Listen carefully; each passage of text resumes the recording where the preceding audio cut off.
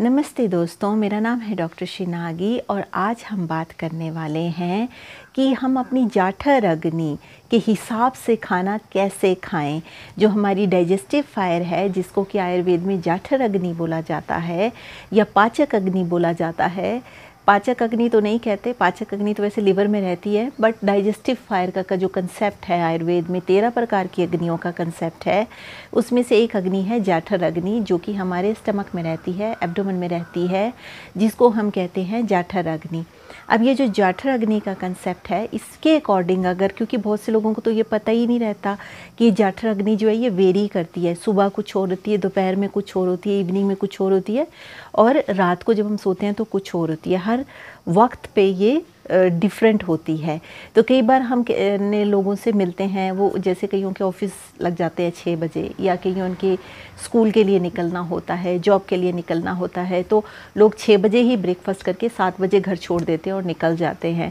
और बहुत लोग मेरे पास आके कंप्लेंट करते हैं कि हम तो सुबह फ्रेश खाना खाते हैं, जैसे कि आप कहते हैं, और ताज़ा खाना खाते हैं, और सुबह उठ के जब हम जाते तो हमें फिर भी पाचन ठीक नहीं हो रहा। हम उठते भी सुबह जल्दी हैं पर फिर भी ठीक से नहीं हो रहा। तो इसका क्या कारण है? तो इसका कारण ये है कि आप जब इतना सुबह सुबह बहुत हैवी मील खा लेते हो, तो ये हमें जानना बहुत ज़रूरी है कि आयुर्वेद के हिसाब से, एलोपैथी में तो ये कॉन्सेप्ट है ही नहीं, वेस्टर्न मेडिसिन में कोई कॉन्सेप्ट नहीं है, पर आयुर्वेद के हिसाब से जैसे हम सुबह उठते हैं तो हमारी जो जाठर अग्नि है, ये डाइजेस्टिव फायर जिसको बोलते हैं, वो बहुत कम रहती है और वो फिर धीरे धीरे बढ़ना शुरू करती है। जैसे जैसे इसमें सन बढ़ता है, मतलब सूर्य बढ़ता है, वैसे वैसे हमारी डाइजेस्टिव फायर भी बढ़ती है।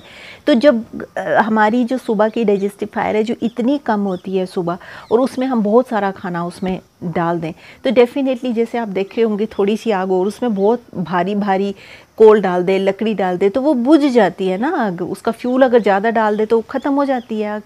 वैसे ही जैसे आप उसको बढ़ना शुरू होते, तो ब्रेकफास्ट में क्या करें, थोड़ा अगर आप ब्रेकफास्ट करते हैं, सुबह बहुत अर्ली करते हैं ब्रेकफास्ट, तो हल्का ब्रेकफास्ट करें ताकि वो आपकी आग को मंद ख़त्म ना करे। और जब इस तरह से हम 6-7 बजे दोस्त वो करते हैं जो ब्रेकफास्ट, उनके लिए बोल रही हूँ, थोड़ा करें। अभी 8 बजे जो खाते हैं वो एक नॉर्मल ब्रेकफास्ट ले सकते हैं, और वो भी हल्का रखें। अगर आप 3 बार खाना खाते हैं, जैसे ब्रेकफास्ट, लंच और डिनर करते हैं, तो ब्रेकफास्ट को हल्का रखें ताकि आप 12-1 बजे, जबकि हमारी डाइजेस्टिव फायर सूर्य के हिसाब से ना, सूरज की गर्मी बहुत ज़्यादा होती है उस टाइम, तो उस टाइम के हिसाब से जैसे हम चलेंगे तो हमारी जो डाइजेस्टिव फायर है वो भी उतनी होगी। तो उस हिसाब से हमारी जो डाइजेस्टिव फायर है ना, वो भी बहुत ज़्यादा होगी उस टाइम पे। तो उस टाइम पे हमें लंच कर लेना चाहिए, या फिर जो डिनर है वो 6-7 बजे तक कर लें। अगर बड़ा मील जो होता है ना, दोपहर का बड़ा भारी लंच जो होता है, वो 12-1 बजे तक कर लेना चाहिए। अभी अगर है कि अगर आप 2 ही मील्स लेते हैं दिन में, तो फिर आप 9:30, 10, 10:30, 11 बजे तक अपना बड़ा मील ले लें, और फिर डिनर 5:30, 6:30 तक कर लें, बड़ा मील।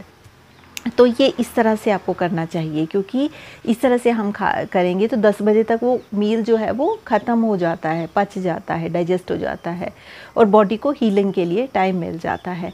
पर अगर आप ब्रेकफास्ट भी इतना हैवी कर लेंगे 9 बजे, फिर लंच या फिर 10 बजे ब्रेकफास्ट करेंगे, और लंच फिर 3 बजे करेंगे, और फिर 8 बजे, 9-10 बजे रात का खाना खाएंगे, तो वो डाइजेस्टिव फायर के अकॉर्डिंग या योगिक स्क्रिप्चर्स के अकॉर्डिंग नहीं है, डाइजेस्टिव फायर के अकॉर्डिंग नहीं है।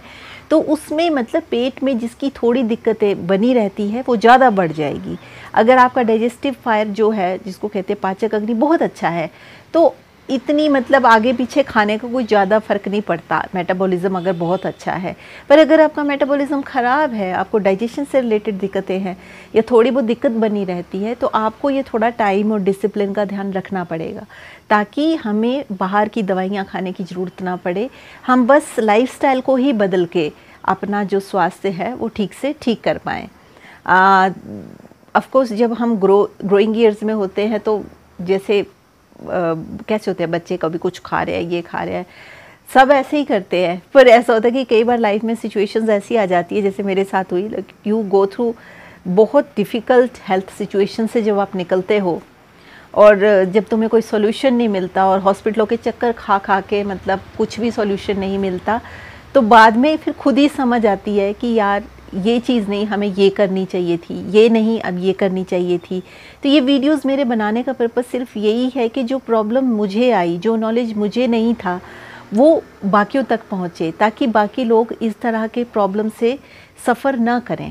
और थोड़ा सा नॉलेज होने से, थोड़ा सा पता होने से, थोड़ा सा अपना लाइफस्टाइल के बारे में पता होने से हमारी ज़िंदगी बेहतर हो सकती है। तो आज के वीडियो में बस इतना ही। अगर आप मुझे पहली बार देख रहे हैं तो आप सब्सक्राइब का बटन दबा सकते हैं, ताकि आप मेरे आने वाले वीडियोस जो भी मैं पोस्ट करूं उसका इंटीमेशन आपको मिलता रहे।